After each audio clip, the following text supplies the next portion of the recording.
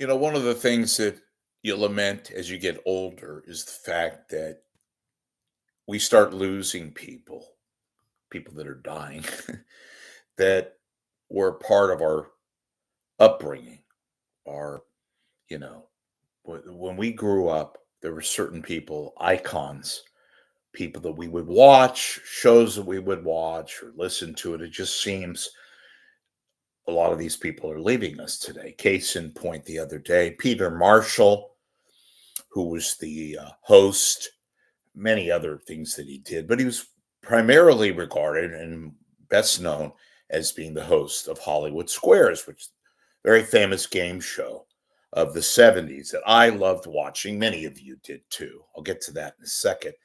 And Greg Kinn, who rock star 80s songs like Jeopardy and the breakup song. And I actually, we never met, but when I was writing the blog, Greg Kinn was a DJ at a San Jose station, a rock station. And I didn't listen much to the rock station, but I listened to Greg Kinn, not a whole lot. I remember one time he sent me a little note, like, read your blog kind of a thing. It wasn't anything mundane. It was nothing major, more mundane, but it was just a really cool professional acknowledgement. And it was kind of cool. I told him, hey, thanks.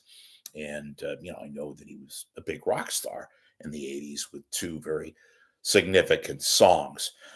But Peter Marshall, his real name, by the way, was Lecoq. Make fun of the name, but his son was a guy by the name of Pete Lecoq. He played baseball for the Kansas City Royals. It's a big trivia question that I remember that. But Peter Marshall, the father who hosted um, Hollywood Squares, and that was a big show in the 70s. Game show, had the distinctive set, right, with the big, tic tac toe. By the way, if you saw the show live, it was a set much smaller, like everything is on television. The set, I was like, this is the set? God, we thought it was huge. No. And those of you who work in television know what I'm talking about. This is a set kind of a deal. But Peter Marshall was authentic and genuine. And that's the thing I want to bring forward is the fact that um, there was a sense of sincerity. The shows were much better. Even the game shows, right? You had that show, Hollywood Squares, and I could name you all the people pretty much that were on Hollywood Squares. You had Paul Lynde right in the middle, and Charlie Weaver and Wally Cox. My One of my favorites was Charles Nelson Riley and Rose Marie, and it was just a fun show. And in today's world, it would be, God, they wouldn't even talk about it at all. But back then, it was funny. It was interesting. You watched it because I used to crack up at Paul Lynde, right, with the stupid joke that he would make after each question, and then he would be very serious and give you remember, like Peter Marshall would say, Paul Lynde, 30%, would you agree? 30% of Americans feel that politics is overrated. And then Paul Lynde would say something like, geez, I never thought of it that way. It's my Paul Lynde impression. And then he would give, well, he said, I would agree. And those of you who watch the show, you know what I'm talking about, right? And then you had George Gobel. And they had all these like C-list Hollywood stars, but they were there. And Peter Marshall was a was serious and had a wry sense of humor. And usually the guests, excuse me, the not the guests, but the contestants were Americana personified. You had the guy, and maybe the housewife or the secretary looking woman, and it was interactive. Very, very, very much a part of growing up in the 70s. Hollywood Squares. Talk about absolute name recognition, and the set and the interaction between Peter Marshall and the stars was authentic, much like a lot of the programming, much like the way of life back then. Everything had a purpose. There was sincerity. There was people that would say today, does that exist? Probably not. Probably not.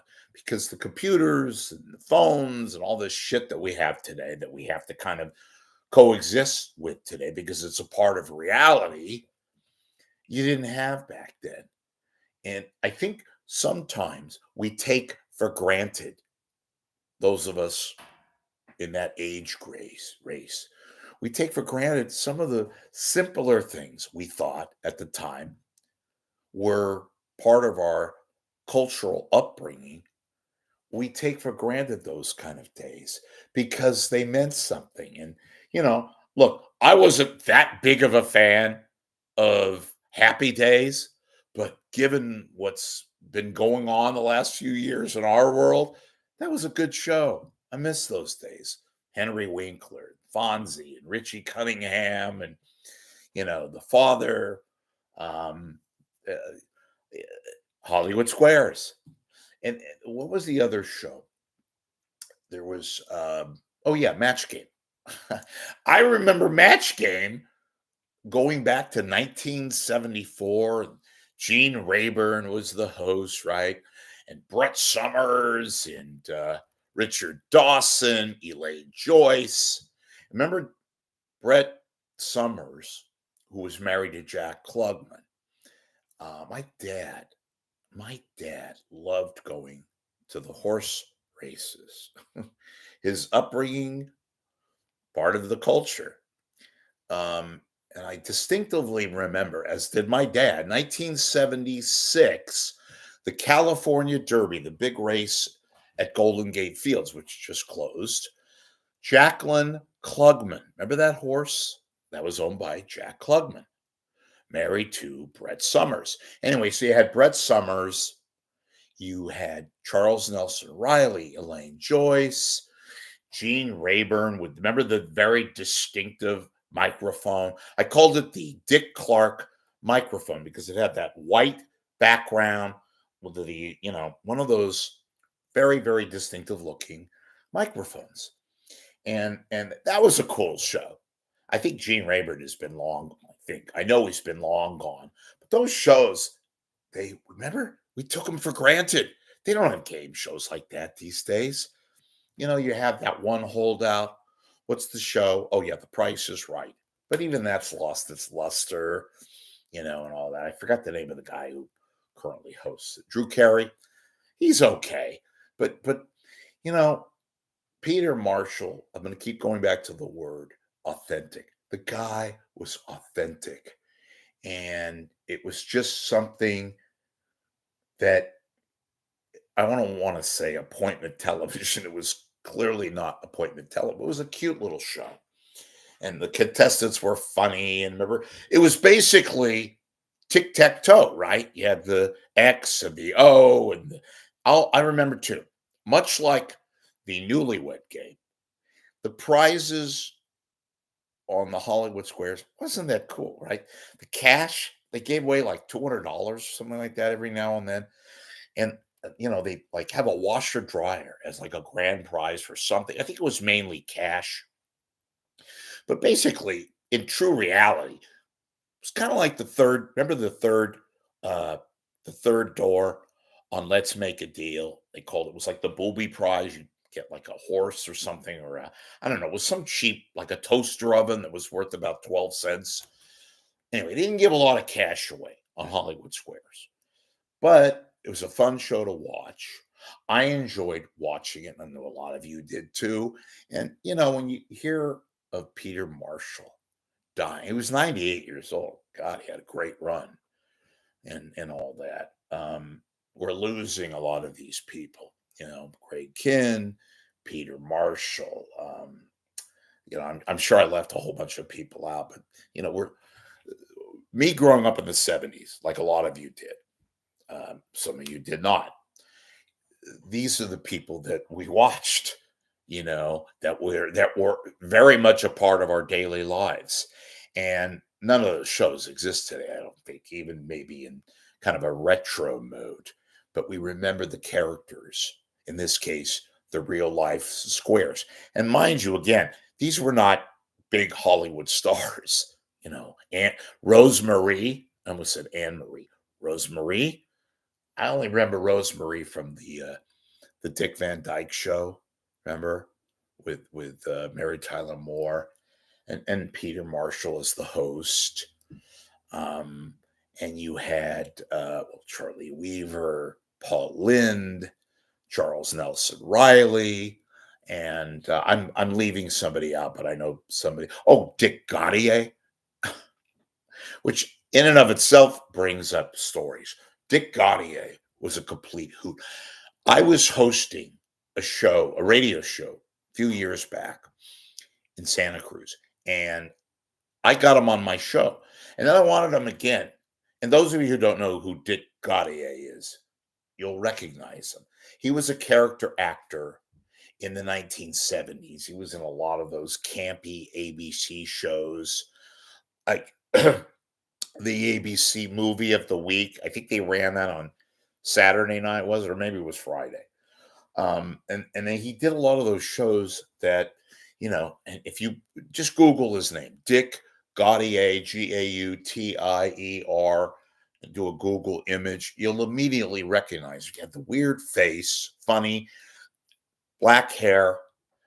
And the guy, I'll tell you what, women loved him. He was a chick magnet, as they say.